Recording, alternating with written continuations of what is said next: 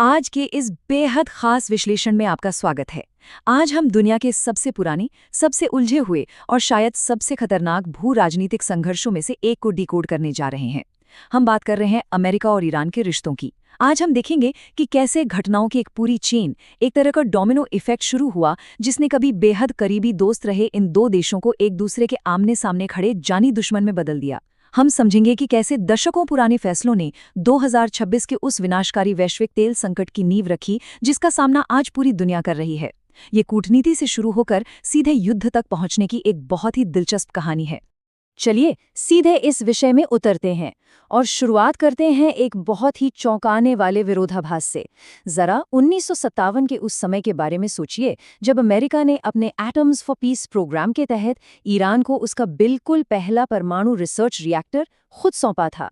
उस समय America Iran को अपना सबसे पक्का और भरोसेमंद साथी मानता था। और अब 2026 को देखिए, जहां वही अमेरिका ईरान की जीरो एनरिचमेंट यानी शून्य यूरेनियम संवर्धन नीति को जबरन लागू करवाने के लिए भारी हवाई हमले कर रहा है। ये कितनी हैरानी की बात है ना कि जो हाथ कभी परमाणु ऊर्जा का तोहफा दे रहे थे, वही आज बम बरसा रहे हैं। तो आखिर ऐसा क्या हुआ? आइए इस सफर की शुरुआत से इसे समझते हैं। 2026 के इस भयानक संकट और सीधे सैन्य टकराव को पूरी तरह से समझने के लिए हमें इतिहास के पन्नों को थोड़ा पीछे पलटना होगा, उन दिनों में जब इस पूरे विवाद के बीज बोए गए थे। 1953 का साल ईरान के भविष्य के लिए एक बहुत बड़ा टर्निंग पॉइंट था। उस वक्त ईरान के लोकतांत्रिक रूप से चुने गए प्रधानमंत्री मोहम्मद मोसाद्देग ने देश के तेल उद्योग का राष्ट्रीयकरण कर दिया था। इसका सीधा नुकसान ब्रिटिश और अमेरिकी तेल कंपनियों को हुआ।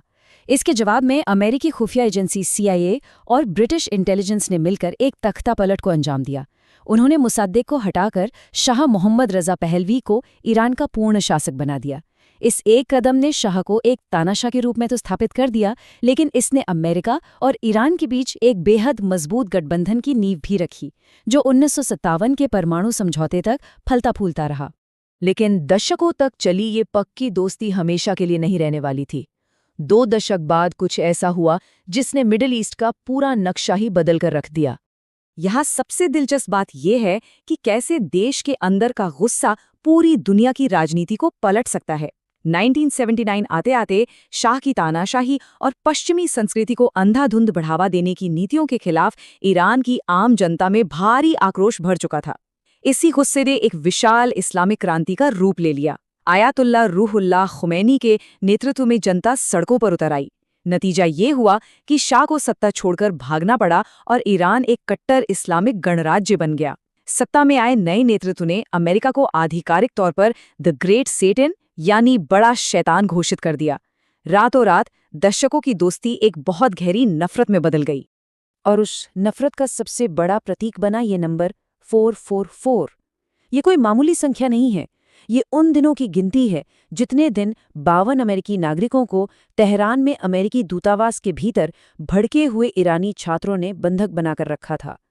नवंबर 1979 में शुरू हुआ ये बंधक संकट पूरे 444 दिनों तक चला। इसी एक घटना ने दोनों देशों के बीच के राजनयिक संबंधों को हमेशा के लिए खत्म कर दिया। 1980 में टूटे ये रिश्ते आज तक दोबारा नहीं जुड़ पाए हैं। इस दुश्मनी के इतिहास में एक और नंबर हमेशा के लिए बहुत ही दर्दनाक तरीके से दर्ज हो गया, 290। 1980 से 1988 के बीच चले ईरान-इराक युद्ध के दौरान अमेरिका ने पर्दे के पीछे से इराक का समर्थन किया था।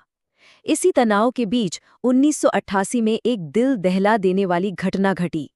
अमेरिकी नौसेना के जहाज USS विंसेंस ने गलती से ईरान के एक नागरिक यात्री विमान ईरान एयर फ्लाइट 655 को मार गिराया। इस विमान में सवार सभी 290 निर्दोष लोगों की मौत हो गई। इस घटना ने ईरानी नेतृत्व और जनता के मन में अमेरिका के प्रति जो अविश्वास पैदा किया, उसे मिटाना लगभग नामुमकिन हो गया। 1980 के दशक की इन दर्दनाक घटनाओं के बाद ये संघर्ष खत्म नहीं हुआ, बल्कि इसने आर्थिक युद्ध और तीखी बयानबाजी का एक नया रूप ले लिया। 1996 में ही अमेरिका ने ईरान की फंडिंग रोकने के लिए उस पर बेहद कड़े आर्थिक प्रतिबंध लगा दिए थे, क्योंकि अमेरिका का मानना था कि ईरान हिजबुल्लाह और हमास जैसे गुटों को फंड कर रहा है। लेकिन असल में तनाव तब और बढ़ गया जब 2002 में तत्कालीन अमेरिकी राष्ट्रपति जॉर्ज डब्ल्यू बुश ने ईरान को इराक और उत्तर कोरिया के साथ बुराई की धुरी यानी एक्सिस ऑफ ईविल का हिस्सा बता दिया। इसी दौरान दुनिया को पहली बार पता चला कि ईरान गुपचुप तरीके से यूरेनियम संवर्धन कर रहा है। इन कड़े प्रतिबंधों और इस एक्सिस ऑफ ईविल के ठप्पे ने ईरान को पूरी दुनिया में अलग-थलग कर दिया और एक संभावित ईरानी परमाणु बम का डर तेजी से फैलने लगा। दशकों की इस गहरी दुश्मनी के बीच कूटनीति का एक छोटा सा दरवाजा खुला, जिससे कुछ उम्मीद जागी, लेकिन दुर्भाग्य से ये उम्मीद भी बहुत जल्दी टूट गई। ये समझना बहुत ज़रूरी है कि 2015 में हुआ ये समझौता, जिसे JCPOA कहा गया, तनाव कम करने का एक बहुत ही दुर्लभ और अहम क्षण था। राष्ट्रपति बराक ओबामा के कार्यकाल में हुई इस ऐतिहासिक डील में ईरान इस बात पर राजी हो गया कि वो अपने परमाणु कार्यक्रम को रोक देगा और बदले में उस पर लगे कड़े आर्थिक प्रतिबंध हटा लिए जाएंगे। ऐसा लगा कि शायद अब दशकों की जमी बर्फ पिघल रही है। लेकिन जरा इस टेबल पर गौर कीजिए कि हालात कितनी तेजी से बिगड़े। 2015 में समझौते पर हस्ताक्षर हुए, लेकिन सिर्फ 3 साल बाद 2018 में राष्ट्रपति डोनाल्ड ट्रंप ने इसे अब तक का सबसे खराब समझौता बताते हुए अमेरिका को इससे बाहर कर लिया। ईरान पर मैक्सिमम प्रेशर यानी अधिकतम दबाव की नीति के तहत फिर से कड़े प्रतिबंध थोप दिए गए। इसका नतीजा, जनवरी 2020 में अमेरिका ने एक ड्रोन हमले में ईरान के सबसे ताकतवर जनरल कासिम सुलेमानी को मार गिराया। इसके तुरंत बाद ईरान ने पलटवार करते हुए इराक में मौजूद अमेरिकी सैन्य ठिकानों पर बैलिस्टिक मिसाइलें दाग दी। कूटनीति का वो नाजुक धागा अब पूरी तरह टूट चुका था। और उसी प्रॉक्सी वॉर और कड़े प्रतिबंधों का नतीजा है वो भयानक स्थिति जिसमें आज हम 2025 और 2026 के सीधे सैन्य टकराव के रूप में खड़े हैं। आइए देखते हैं कि घटनाक्रम कितनी तेजी से आगे बढ़ा। जून 2025 में 12 दिनों तक चले युद्ध के दौरान अमेरिका ने ईरानी परमाणु ठिकानों पर बमबारी की, जिसके बाद यूरोपीय देशों ने पुराने प्रतिबंधों को दोबारा लागू करने के लिए स्नैप बैक मैकेनिज्म का इस्तेमाल किया।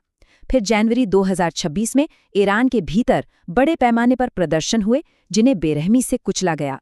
इसी दौरान अमेरिका ने मिडल ईस्ट में 2003 के बाद से अपनी सबसे बड़ी सैन्य तैनाती कर दी और फिर कूटनीतिक बातचीत के पूरी तरह विफल होने पर 28 फरवरी 2026 का वो दिन आया जब अमेरिका और इजरायल ने मिलकर ईरान के सैन्य और सरकारी ठिकानों पर इतिहास के सबसे बड़े और अभूतपूर्व सीधे हवाई हमले किए।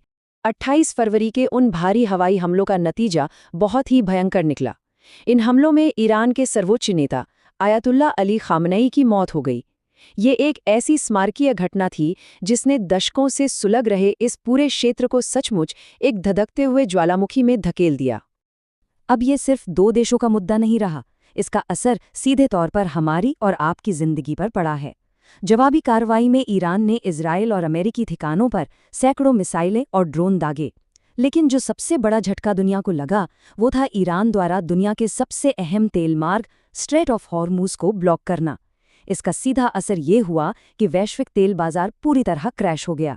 कच्चे तेल की कीमतें आसमान छूने लगी और एक विशाल आर्थिक आपातकाल पैदा हो गया। इसके जवाब में अमेरिका ने ईरानी बंदरगाहों की पूरी तरह से नौसैनिक नाकेबंदी कर दी है। आज पूरी दुनिया की अर्थव्यवस्था इसी वजह से अटकी हुई है। इस पूरी तबाही को रोकने की एक आखिरी कोशिश की गई। पाकिस्तान की मध्यस्थता से 8 अप्रैल को 2 हफ्ते के एक बेहद नाजुक युद्धविराम की घोषणा हुई और इस्लामाबाद में बातचीत शुरू हुई। लेकिन ये बातचीत जल्द ही एक अंधी गली में जा फंसी। अमेरिका अपनी मांग पर अड़ा है कि ईरान जीरो एनरिचमेंट की नीति अपनाए और हमास व हिजबुल्लाह की फंडिंग पूरी तरह से बंद करे।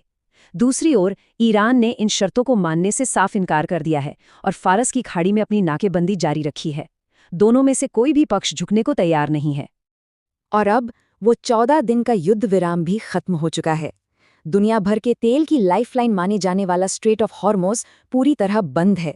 समुद्र में जंगी जहाज़ों ने नाकेबंदी कर रखी है और इस्लामाबाद में चल रही शांति वार्ता पूरी तरह से ठप हो चुकी है। दशकों की ये भू राजनीतिक बिसात अब एक बेहद खतरनाक गतिरोध पर आकर रुक गई है। ऐसे में एक बहुत बड़ा और डरावना सवाल हमारे सामने खड़ा है। इस बारूद के ढेर पर बैठी दुनिया में, जहां कूटनीति के सारे रास्ते बंद हो चुके हैं, आखिर कल क्या होगा? क्या हम एक बहुत बड़ी तबाही के कगार पर हैं? आज के इस विश्लेषण में हमारे साथ जुड़ने के लिए बहुत बहुत धन्यवाद। इस सवाल पर जरूर गहराई से सोचिएगा।